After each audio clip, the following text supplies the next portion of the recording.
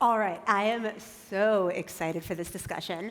My name is Amira, and I'm the head of policy at the Solana Foundation. And I spent the first part of my career actually working in DC in the Obama administration on a range of foreign policy issues. And so engaging with government is something I care deeply about. And I think there's a lot of misconceptions around how DC works, especially in the Web3 community. So with me to discuss this, we have Michael Cameron, who's a professional staff member right now at the US House of Representatives in the Energy and Commerce Committee, and we'll talk about what that means. We have Landon Zinda, who's policy counsel at Coin Center, which is a sort of premier think tank thinking about crypto-related issues in DC.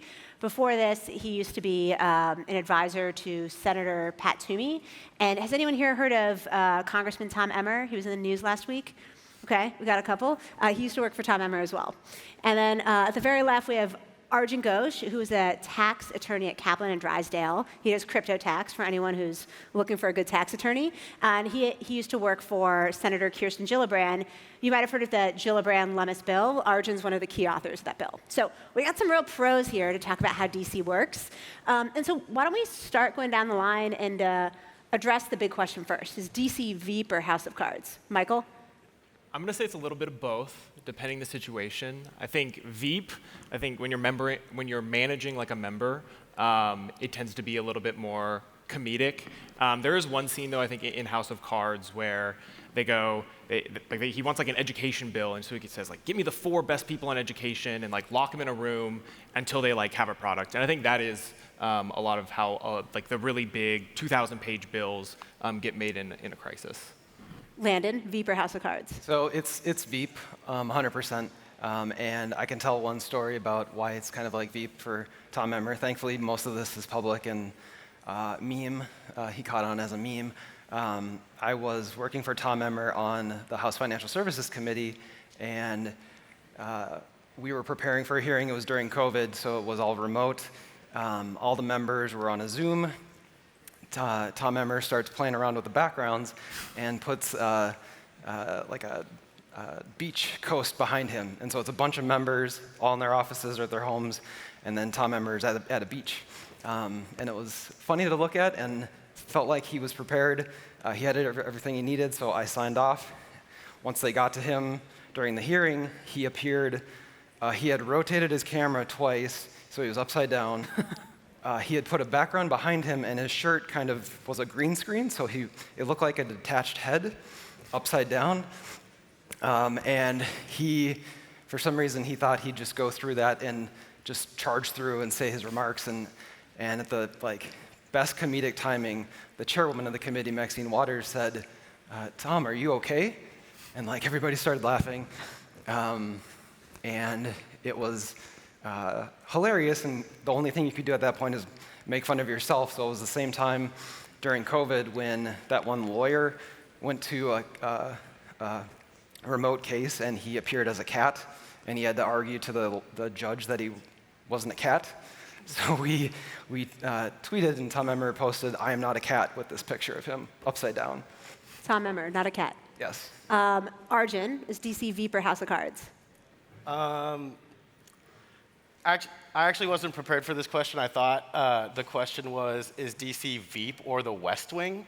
I think we all want to think that it's the West Wing, but in real life, it's, like Landon said, it's much more like Veep.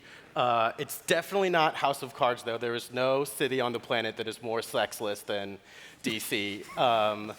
My Veep story is not a single story, but rather every time I've been with any member, you are preparing them on the way to the podium of where they're about to speak with last-minute notes or maybe even first-minute notes the first time you've talked to them. So all those scenes in Veep where you see the other characters whispering in her ear as she's about to go speak somewhere, that is 100% true. You're really preparing on the fly. I used to do that all the time. I used to be the note hander and being like, "Hey, make sure you say this thing in the meeting." Yeah. And then 50% of the time they ignore you anyway. And sometimes it's grab the notes back, cross something out, change it, and then put it and back then give it without back. immediately. Yeah. And then they ask for a coffee until they ignore you. So I want to do a little civics 101. Just give us a reminder, let's talk about the different branches of the U.S. government. And when we say what is DC and who's operating, who we're actually talking about here. So who wants to tell us like just the overview of the three branches of government and what it actually looks like to engage? Arjun? Sure, happy to. The three branches. So there's the legislative branch, that's Congress. There's the judicial branch, that's the courts. And then there's the executive branch. We think about the executive branch as the president, but all of the agencies that are under the executive branch are also part of it. So Treasury, the IRS, the Department of Labor, the Department of Agriculture are all also part of the executive branch. And I think, so yeah, this is a really good question because what people always forget is that all of those agencies are part of the executive branch and so much policy is done through those agencies. So I mean, I'm not going to say you guys do this, but I feel like people oftentimes, when they're trying to influence policy, they focus exclusively on the legislative branch. They go and they talk to members of Congress or they talk to senators, and then if something goes wrong, they go to court, right? They bring a lawsuit and they try to have the courts come and stop it. And they skip what I would say is the biggest area where policy is made, which is in the legislative branch. In the executive branch through agencies. You probably saw earlier this year, the Treasury Department put out some proposed regulations on broker reporting requirements. And those rules are way more specific and will have a much bigger effect on the way y'all do your work than any law that Congress passes. And I think remembering that these specific agencies have so much to do with policymaking will be important as we go forward and try to make sure that the rules that come out to regulate this industry are the ones that will help it grow and prosper. All right, so Congress passes the law, but then there's a lot to interpret because implementing laws is pretty tough. And so the agencies end up writing a lot of the specifics and telling us how things are done. But well, and I think to that point, I mean, just to the point on like the agencies. So for example, like a good example is like clean air regulations, right? So like in the 70s, they were like, we have too much smog, we should like have cleaner air. But they didn't exactly set like exactly what CO2 level, exactly what PM 2.5 level should be considered like clean. And so I think they kind of left a lot of those specifics to be implemented by the executive branch. And I think that's where there's a lot of interpretation that goes into that, which can be both helpful in some cases, but also can be pretty harmful when you have a regulator that's trying to harm the industry. So. I want to dig in a little bit to Congress, because each of you is either a current or former staffer in Congress. What is the role of Congress, and what does it actually look like to engage different members of Congress, Michael? So I work on a committee. So I'm on the House Energy and Commerce Committee. We can be thought of as like the House Technology Committee. Something that you guys were probably familiar with that we recently did was the TikTok CEO hearing. So I think for us, we really focus on the tech aspects of blockchain, especially when it comes to how the blockchain works, especially when like how it's impacting consumers. When I think of like how to engage, and I think if there's like one thing that you guys should take away, it's if you're not at the table, you're on the menu. This is like kind of like a pretty common phrase in DC. And basically what that means is like if you aren't telling your story, like people aren't going to care. And so like when someone comes for you, if like they don't know who you are, they don't know why they should care, they're not going to defend you. And so I think so much of just like the way that all of you can engage is just like to try and tell your stories to members of Congress. My boss has a saying that the shortest distance between two people is their story. And I think that it's just important for you guys to kind of be in charge of your own destiny by telling your story, by engaging people, because that'll like help you control your own narrative and ensure that you guys have defenders, throughout DC and other governments. So let's dig into that and like what it looks like to do that effectively. Arjun, we were backstage and you were saying like effective engagement is sort of like the movie Inception. And I'm curious if you could talk about sort of how Inception might have happened with your former boss. So I watched Inception on the flight over, and they talk about this idea that the strongest ideas are ones that people came up with themselves, or at least think that they came up with themselves, right? Like if someone convinces you of something, sure, you might believe them, but you believe them, and that's why you believe in that idea. Whereas if you figure out something on your own, you probably think much more strongly about it. And I think that applies to the way political leaders make their decisions. Like political leaders all have relatively outsized egos, right? Like that's why they became politicians to begin with, right? They don't want to be behind the scenes. They want to be the people that have the ideas. And I think one of the best ways to engage well with leaders is by figuring out what they particularly care about and then tailor your story to them. So Mike was just talking about how important it is to be able to tell your story. And while, sure, you want to be able to tell your story, your goal isn't to share your story, right? Your goal is to convince this person that they should believe in your story. So you shouldn't think about it in a selfish way like, oh, I want to think of my story and tell it in the way that represents me best. You should think, okay, what do these people really care about? And then how can I tailor my story to be something that they care about? So I think this is also something that you all are able to do really, really well because your technology is so broad and able to do so many things. You know, you don't have to just go and talk about Web3 broadly. You can go to a urban Democrat and talk about how Web3 applications can increase access to banking and financial products for people that traditionally have been left out of the financial sector. Or you can go to a rural Republican and talk about how Web3 has capabilities of increasing rural broadband access for people that have had trouble getting big telecommunications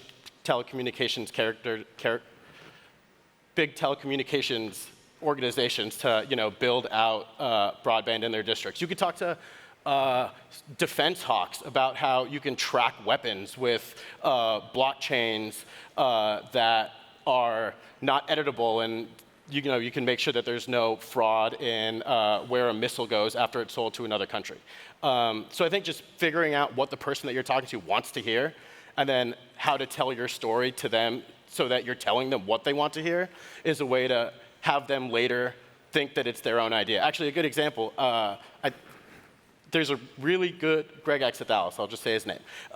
He was teaching me about blockchain years ago and found out that my boss really cared about rural broadband in upstate New York. And he introduced us to the Helium people who do exactly that.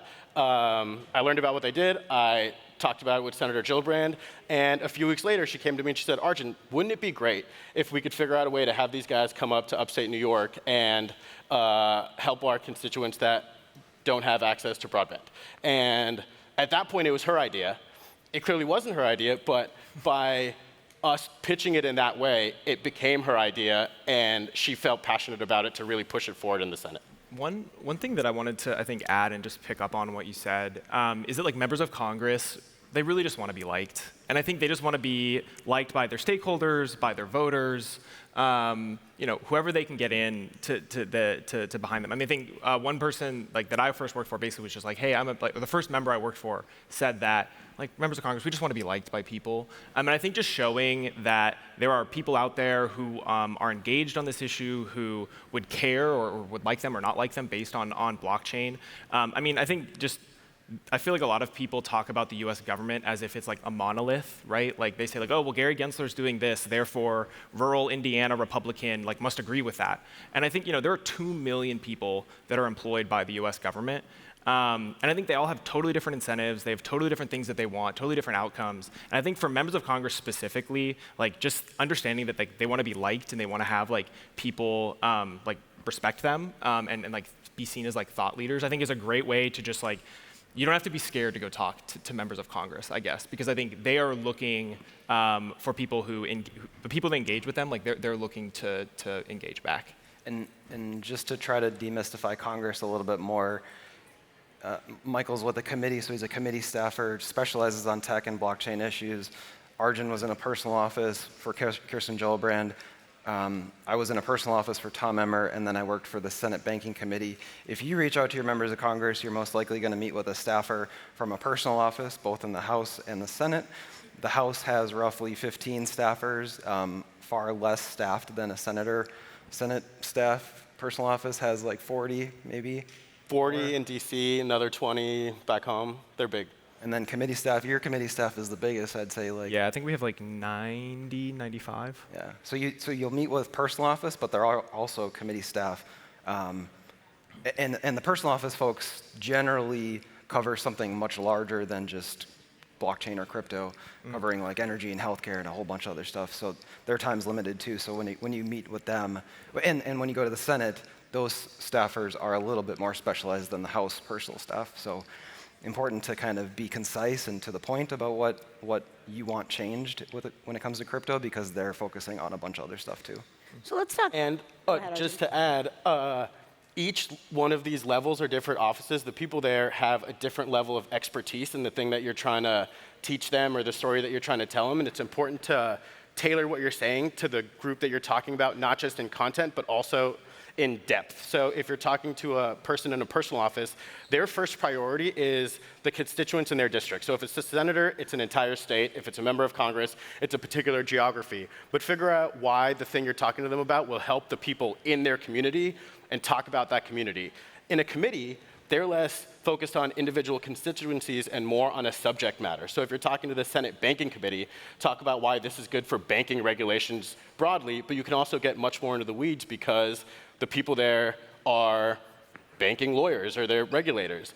And we talked about agencies before. I think agencies are the place where they really are deep, deep experts in the subject matter and don't have a constituency other than the American people broadly. So that's where you want to bring your real wonky, either technical experts or policy people, because they're going to ask you questions about tech and about law and about regulation. They're not going to care about like, oh, is this going to help people with banking? They're going to care like, oh, does US CFR particular code section need to be changed, to be modified to help, affect this rule that we're trying to get into place? I want to address a question that I hear a lot from founders in the space, or just people in the space more broadly. Crypto is an industry of people who often, are skeptical of government. I think, there's growing skepticism of government, not just across the United States, but I think around the world. I think people are skeptical of institutions, and so there's a lot of fear, I think, of going and meeting, with a staffer on the Hill and making yourself known and explaining your story. And so I want you to address this concern that by sticking your head out and requesting a meeting and going and telling the story of what your company, your project does, you're going to end up on some kind of hit list. Is there some kind of secret list in Congress of like all the companies that have had meetings? Don't tell her about the list. I'll say no. I mean, I think, again, back to just like the size of the government, right? Like what's going on at like the SEC is just like very separate from like what any personal office will, who they're meeting with and what's going on there. I will say, I think, it's important on the engagement front. I mean, members typically take meetings. Like if you were to go call up, like you figure out who, if you live in the US, you call up your member of Congress, you figure out who that is, call in and like, hey, can I get the scheduler's email? Like I'd like to, have a meeting to talk about my company, talk about what we're building. They will typically try and like schedule that meeting, and if it's not with the member themselves, it'll be with staff, like someone like us. So I think they very, very rarely turn down meetings, and I think they're not going and running to someone at the SEC to try and like blow you guys up. So the way to do this is literally like go to Google, like who is my member of Congress, figure this out, go to the website, call someone and ask them for a meeting. And should people be offended if they get a meeting with staff as opposed to the member themselves? No, the members got to focus on every single issue that's out there possibly, and that's why they're staffed to sort of specialize a little bit better on that. And depending on the office, the staff can have a lot of say in what happens and recommends to the member what to do. And to a great extent, the members trust their staff and the staff has kind of proven themselves about their competency in issue or what to recommend the member do. So you're still channeling kind of directly to the member when you're meeting with staff. And the member's kind of binary. Like the only thing you need from the member is the yes. Like all of the details about what the policy is going to be are going to be worked out at the staff level. Like the member just needs to care about the thing and say like, yes, Arjun, like you can work on crypto regulation. But then once that happens, it becomes largely a committee staff issue where they're working on the technical details because members understand that policy has to be very detailed and very technical and are happy with letting the people that have that expertise do it. And since you mentioned going on the member's website, I'll say while you're on the website, there's always a tab called Issues. Click on their Issues tab, see a couple issues that they care about, and then figure out how to tell your story in a way that makes it so that you're doing something good on those issues. I think like the hit list thing is a double-edged sword because I've definitely had people come in make a pitch thinking that they're saying one thing, but I hear something else. Like I hear like, oh, this is going to create an even wider gap between the have and the have-nots because it's going to make it easier for certain people to invest in products that others won't. And then you realize, like, all right, maybe this isn't something that we want.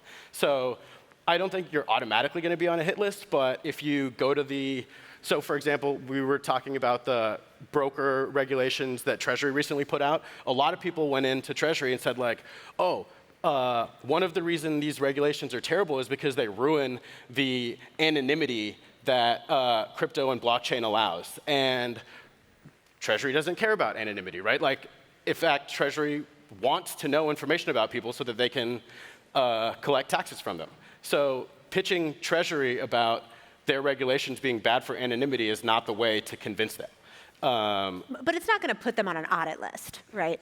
I mean, if I'm a Treasury employee and I learn about a way that a particular protocol is like helping people trade crypto anonymously, then maybe a flag might get raised in my head like, oh no, I need to figure out how I can get information about those people so that I can make sure that I can collect taxes from them. On this, I think there's a distinction between like Treasury, which is like an agency, and like a member of Congress who just, some people like they're in the details and like their job is to like stop terrorist financing. That's like what their job. So like meeting with them, or like if you have a meeting with like an agency, like, you know, bring your experts and be ready to like really get into the details. Member of Congress, like really just it's about the narrative and like getting them to care. Like, what's your why, right? So like we have members on our committee who are from like rural Indiana or like rural Idaho, or like, you know, some people are from like the Bay Area, but like they're from all across, they care about lots of different things. And so just like really convincing them, like members, it's like, why should I care? And like that's the question you need to be answering. For Treasury, it's like, hey, this is the mission of Treasury. Like, how are you helping or hurting this mission? Like, those are two different conversations. Just like know which you're having before you go in. Can we talk about money in politics for a second? I think there's a thought that to engage in politics successfully, you need to have money and be willing to spend it. Is that true? What do you think, Arjun?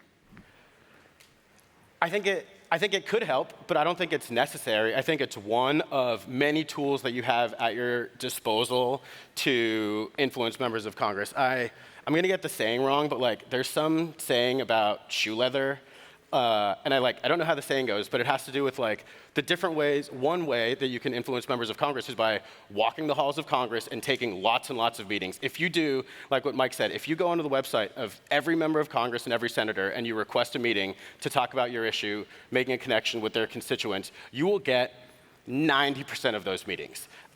Maybe higher than that. And then if you go and you take each one of those meetings, they'll be 30 minutes long each, and you make a solid pitch. That'll do work that no amount of money, actually not no amount of money, but that'll do work that insane amounts of money will do. Money will get you in the door, but you don't need money to get in the door. And even if you have money that gets you in the door, once you're in the door, you still have to make a good pitch, right? Like, DC's not, again, another reason that DC's not like House of Cards. DC's not, it may seem that way, but DC's not so corrupt that if you give a member money, they're going to do something against the interest of their constituents or, you know, themselves. They're going to do what's right for them. And they're happy to take your money and then not do the thing that you asked for because they're not supposed to do the thing that you asked for. In fact, that would be the least corrupt way to do this. So I'd say money can get you in the door, but there are other ways to get in the door, and it's not a necessary way. And even if you use money to get you in the door, you still have to do other things to like close the deal. Yeah, I think the way I heard described once was it's sort of like having a 4.0 at a college or high school. Like, it helps you get the job, but it's not necessary, right? There's tons of different ways to get a job. There's tons of different ways to get that kind of access. And so it's like one potential path forward. And if you have a 4.0 and are an asshole in the interview, you're not going to get the job. If you have a ton of money, but then at the meeting with the member, you make some idiot point, you're not going to get your bill passed. That's true. There are famously lots of people who have a lot of money and are assholes that people in DC don't want to work with. Okay, so we've talked a lot about like how do you engage, how do you get the foot in the door, how does it actually, like this access actually work? Now let's talk about what it means to make a law. And each of you has worked on crypto legislation in different capacities. Take me from the moment where it's like, okay, this issue has been raised. What does it actually look like to craft the bill, and what is happening in like sort of the mechanics of that moment, and maybe a little bit of like the office politics and who you're working with to put them together. Lynn, I know you had a story here. Yeah, I can start. So I started in Senate Banking Committee in early 2021. Senators, that was just pre-Lummis Gillibrand, I think. Senators hadn't quite talked about crypto much at all. And on Senate Banking Committee is Elizabeth Warren, and it's funny, she hadn't actually engaged on crypto before 2 years ago. And so we put on a hearing called Cryptocurrency, What is it good for? Like honestly asking the question, trying to learn about it. And that was the first time, to my knowledge, that she came out completely hostile and against crypto. And so she's railing on the industry and criticizing them. And Senator Toomey, who I worked for, was the ranking member, the highest ranking Republican on the committee, turned around to me and said something to the effect of, isn't it ironic that the supposed champion of the little guy is railing on this new startup industry that can actually help empower individuals and free them from constraints that put on them by government or by corporations, whereas the Republicans are typically seen as the champion of big business, like the allies of the banks, and they're the ones actually interested in this new innovation and a thing that could kind of upheave everything in financial services. And it's particularly interesting to work on crypto because in so many other issues, the battle lines are already drawn. You know how your member is going. You have to stick to that. In crypto, it's all over the place, and there's both on the Republican side the sense of individual empowerment that the government is not going to have to tell you what to do.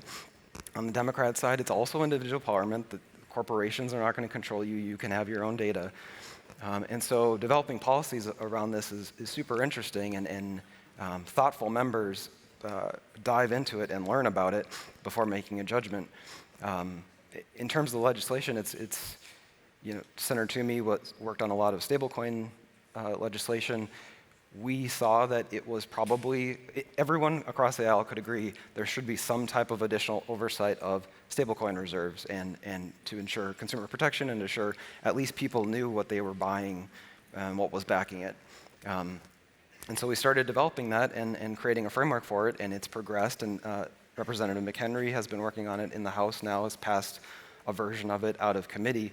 And so it's a very incremental process. I remember doing a bill related to regulating crypto exchanges like Coinbase 4 years ago, putting out something early on that, and now it's only kind of come to fruition to have a developed package that the leader of the House Financial Services is pushing, and remains to be seen whether it can even get across the finish line these next 2 years, but incrementally over that time, you're making progress and pushing that forward, and I think eventually it's inevitable that there'll be additional consumer protection for crypto exchanges. Michael, I know you're working on some blockchain legislation right now in the Energy and Commerce Committee. Help me take the journey of where that's at right now and how that incremental process works. How are you shaping the legislation over time and what do those mechanics look like? Yeah, so I mean, just kind of at a top line, right? What's the actual process of a bill becoming law, right? So you have introduction, then it gets referred to a committee. Then the committee will hold a hearing on it. That's where they bring in witnesses who are academics or industry leaders, and then they'll talk about why this bill is needed or changes that should be made. You have the markup. So a markup is where you go through and you actually make different amendments. You change this sentence to mean this, and make adjustments to the bill based on the feedback you receive. Then there's a vote where you pass it out of committee. You send it to the floor. Then there's a full big vote on the floor, and then you send it over to the Senate. Same process in the Senate, committee, markup, vote, and then to the president. So I think just kind of understanding that that's the process of how something becomes law, I think is helpful to just kind of understand where things are at in the process and when things are different, how they're different. And I think that'll help you understand. So for me, I sit on a committee. So the committee hearing and committee markup, that's what I really focus on. We've had 2 hearings on blockchain this year. So specifically, we had one in June that focused on blockchain and Web3 that Ryan Wyatt of Polygon testified at that you may have seen on crypto Twitter. And then we had one in September that focused on the Department of Commerce. And so I think a lot of the challenge I think we're seeing in the US is that you kind of have two agencies they're hammers, right? Like they're law enforcement agencies. They have a definition of what a nail is, and so they're just swinging at anything that meets that definition. And I think kind of one challenge is that we don't have anyone offsetting that. There's no like positive force for like promoting development, promoting deployment of blockchains, promoting I mean there's like the Electric Capital report on how like the US developer share has fallen from like 40% of developers to like 29% of blockchain devs. And I think that's something that the US government should be concerned about. We have some of the best technical talent in the world in Silicon Valley and throughout the United States, and yet we're losing market share in devs for blockchain. So we have a bill that would require the Department of Commerce to promote blockchains, and so it's through the hearing process and is moving to the markup stage tomorrow. Amazing. I want to comment on like how human a process this is. And so Arjun, I would love to talk about just what the process of helping draft the Lummis-Gillibrand crypto bill was like for you, and anything surprising that happened through that with just like being able to partner with folks across the aisle. It was great. Like I was trying to think of a better word, but the way this came to us was Senator Lummis had been interested in blockchain and crypto for a long time. And Senator Lummis was a Republican, right? Yep, Senator Lummis is a Republican. Senator Lummis is a Republican from Wyoming, and Senator Gillibrand is a Democrat from New York. Like those states have very little in common. One's a Democrat, one's a Republican, which are obviously opposites. But Senator Lummis was a person that was very good at doing exactly what we were talking about. She knew how to describe the potential here in a way that would resonate with Senator Gillibrand, which was Senator Gillibrand really cares about helping people that are underbanked. You'd be surprised at how many people in America don't have access to traditional banking products, which makes it hard to do things like save money and pay bills and buy things. Especially in a city like New York, where you think like the financial capital of the world is, that there would be so many people that have trouble accessing basic banking products. So she made this pitch, and Senator Gillibrand asked me to look into it. And I met with Chris Land, who is Senator Lummis's crypto expert. And honestly, like, if there is a person that you want to talk to in the Senate or in the House, obviously Michael, but Chris Land is someone that you should talk to also. He may be one of the people that knows more about crypto and has been working on crypto policy for years. Even before the Senate, he was doing it in Wyoming. He's a real expert. He had a huge role in teaching me and in helping me meet with a lot of you. And like Mike said, you learn about the issues, and then you figure out how to solve the perceived problems. And our bill is not marked up. It hasn't had a hearing. So we're really focusing more on building the framework for what a large, broad crypto regulatory framework would look like, and took that in various pieces. Like, what do we do about tax? What do we do about securities? What do we do about commodities? What do we do about preventing money laundering? And there's a section that addresses each one of those. And Chris and I would just, on a weekly basis, meet with each other, meet with stakeholders.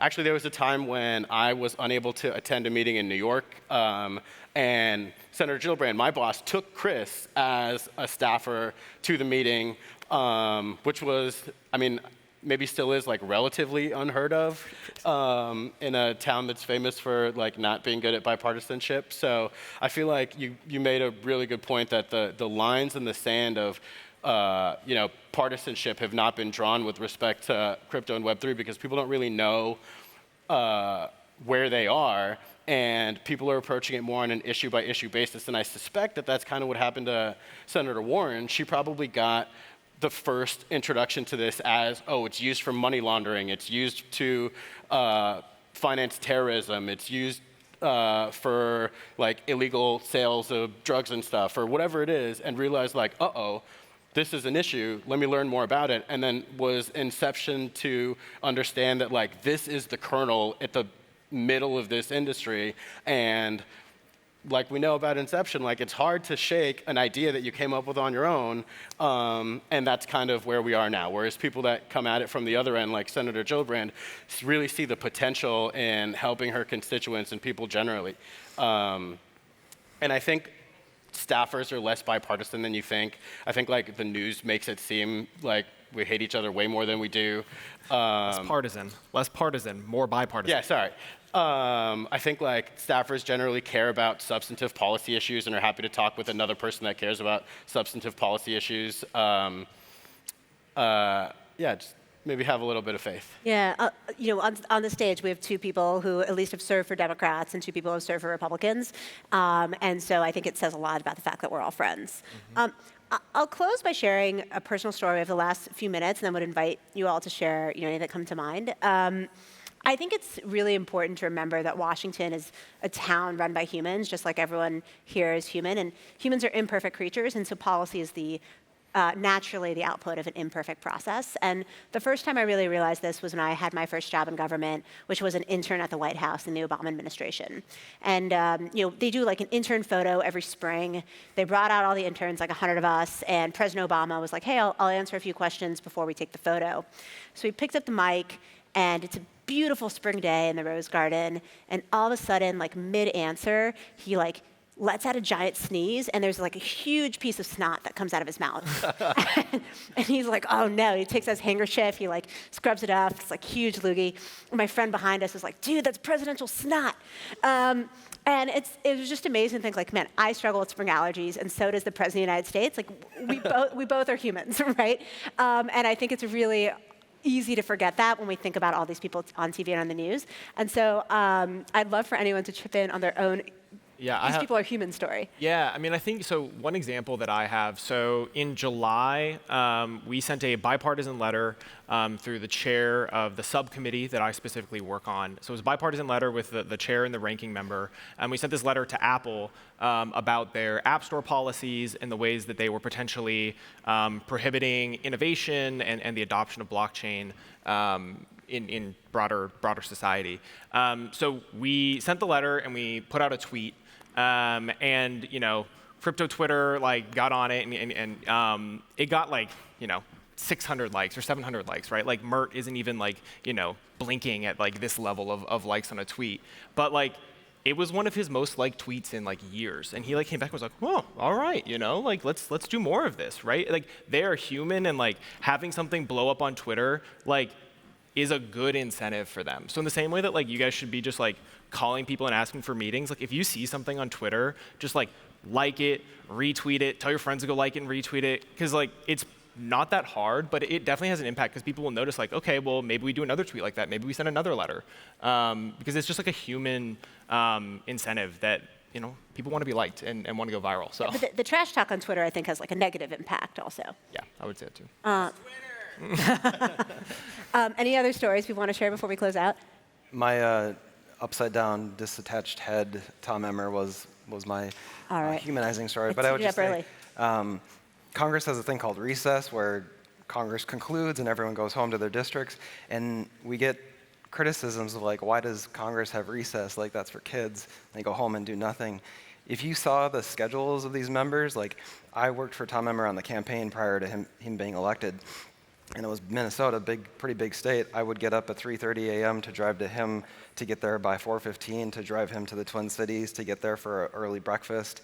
I would take naps in the middle of the day while he's like having a lunch somewhere, and then I would take him to like a dinner or a reception, and then bring him home at like 10, and then get to my place at like 11 and go to sleep. They're exhausting schedules, and the good ones, work all the time for their constituents, and so appreciate them to the extent you can. Arjun, any last stories? Not a story, but I think like an example of everybody is people is that as people, everybody is good at some things and not as good at other things, and you can't be good at everything.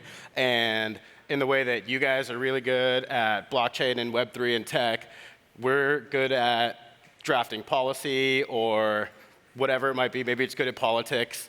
And there's so many subjects that, so for example, I worked at a committee before I worked for Senator Gillibrand, and I was doing tax policy for a broad range of industries, from international compliance to renewable energy to blockchain to childcare, and I was not good at any one of those things as a person that just did childcare or just did blockchain or just did whatever it is. And it's your responsibility.